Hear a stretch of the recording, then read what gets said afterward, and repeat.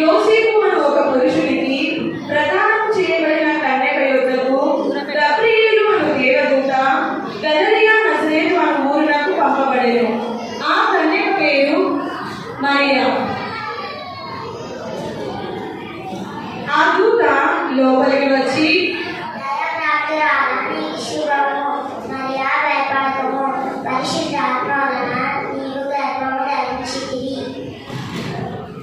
నేను పురుషుని ఎరగని దానిని ఇదెలాగో జరుగును.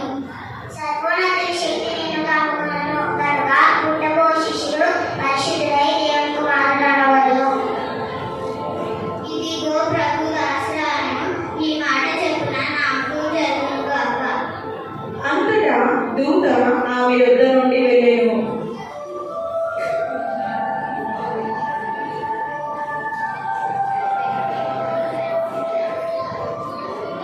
యోసేపు నీతిమంతుడై ఉండి ఆమెను అవమానపరచనులగా రహస్యముగా ఆమెను విడనాడ ఉద్దేశించెను.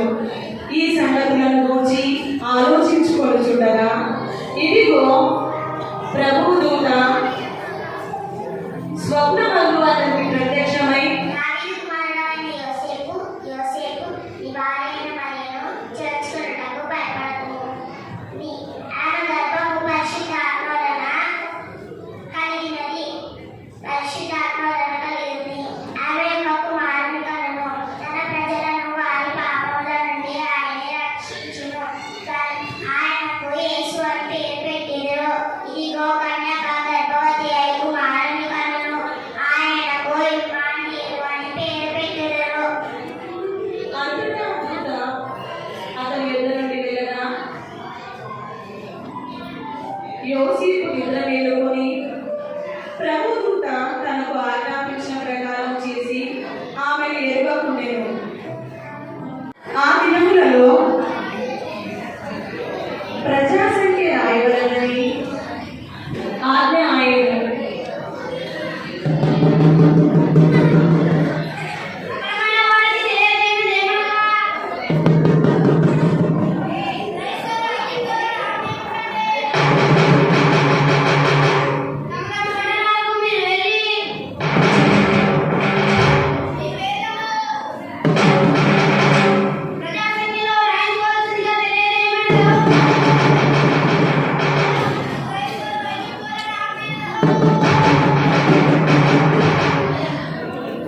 యోసేపు దావీదు వంశంలోను గోత్రంలోను పుట్టినవాడు గనుక తనకు భార్యగా ప్రదానం చేయబడిన గర్భవతి ఉండిన మరియతో కూడా ఆ సంఖ్యలో రాయబడుటకు గలిలయలోని నజరేతు నుండి యూదయలోని బెత్లెహేము అనబడిన దావీదు ఊరికి వెళ్ళెను. నా ప్రాణనాథా నీనను గజాలా నా వాసములు విందెను. నా ప్రాణనాథా నీనను గజాలా నా వాసములు విందెను.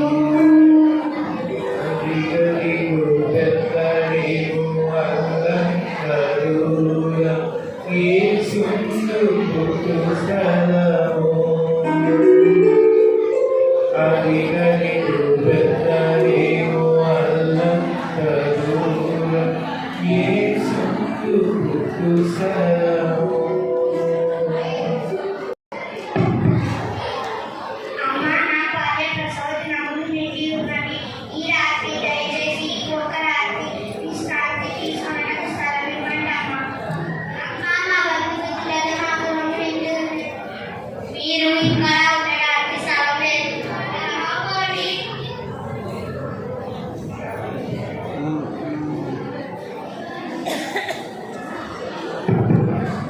అమ్మా, నా భార్య ప్రసవదినములు నిండి ఉన్నవి. ఈ రాత్రి దయచేసి ఒక రాత్రి విశ్రాంతి తీసుకొనుటకు స్థలం ఇవ్వండి అమ్మా. మేము ఊరికి వెళ్తున్నాం. మీరు మాకు ఎవరో తెలియదు. ఎట్లయాలి స్థలం ఇక్కడ నుంచి వెళ్ళండి. వెళ్ళండి.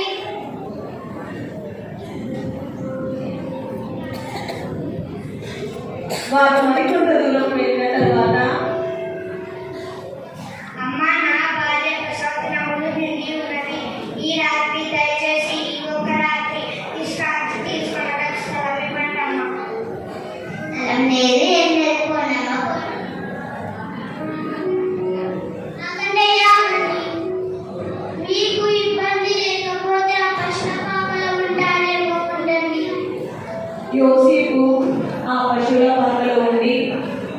వారక్కడ ఉన్నప్పుడు ఆమె ప్రసవ దినములు కనుక తన తొలిచూలు కుమారుని కని పొత్తి గుడ్డలతో చుట్టి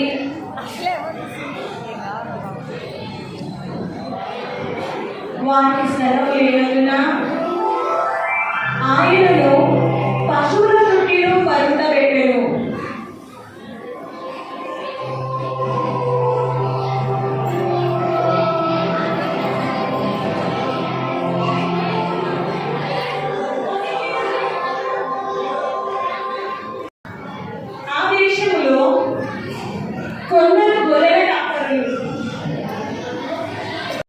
ఆ దేశములో కొందరు గొర్రెల కాపరులు తమ మందను కాచుకొనుచు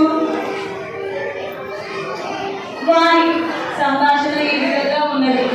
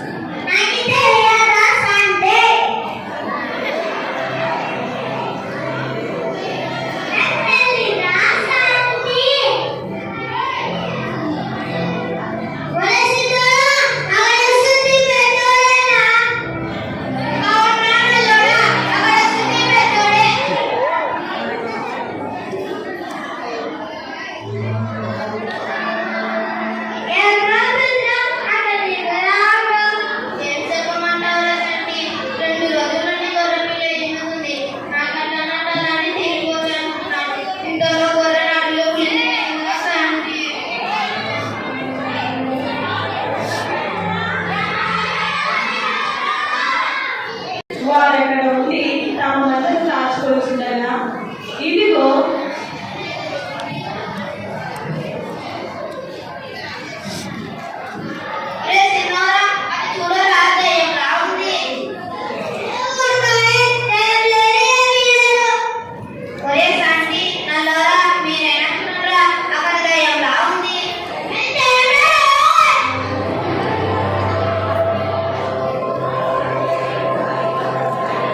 ప్రభువుగా వారి యొద్ద వచ్చి నిలిచెను. ప్రభు మహిమ వారి చుట్టూ ప్రకాశించినందున వారు మిక్కిలి భయపడింది. ఇదిగో ఆ దూత ప్రజలందరికీ కలగబోవు మహా సంతోషకరమైన సువార్తమానము వారికి తెలియజేసెను.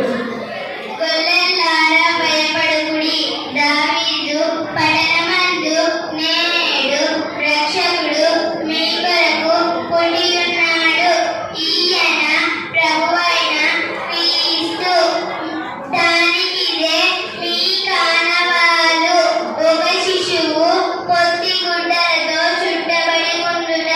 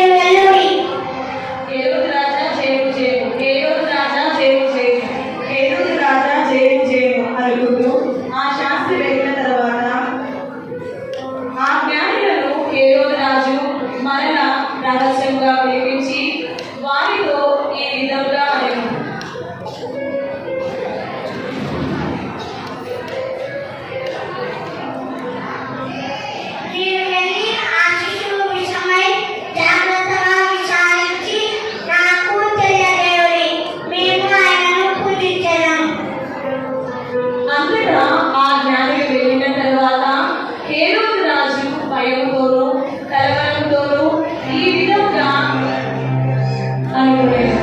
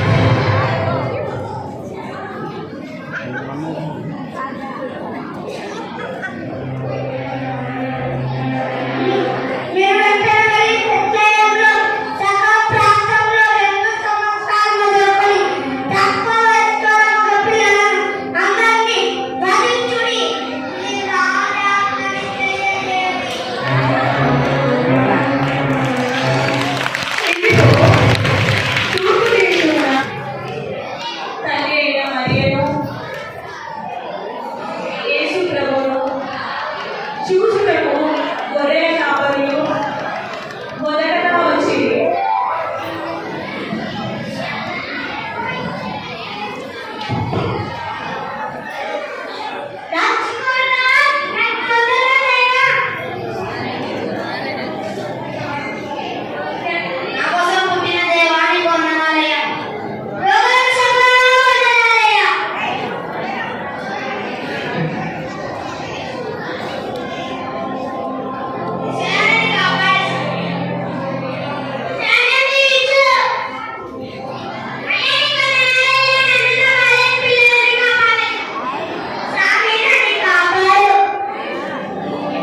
ఇదిగో జ్ఞానులు తల్లి అయిన మరియను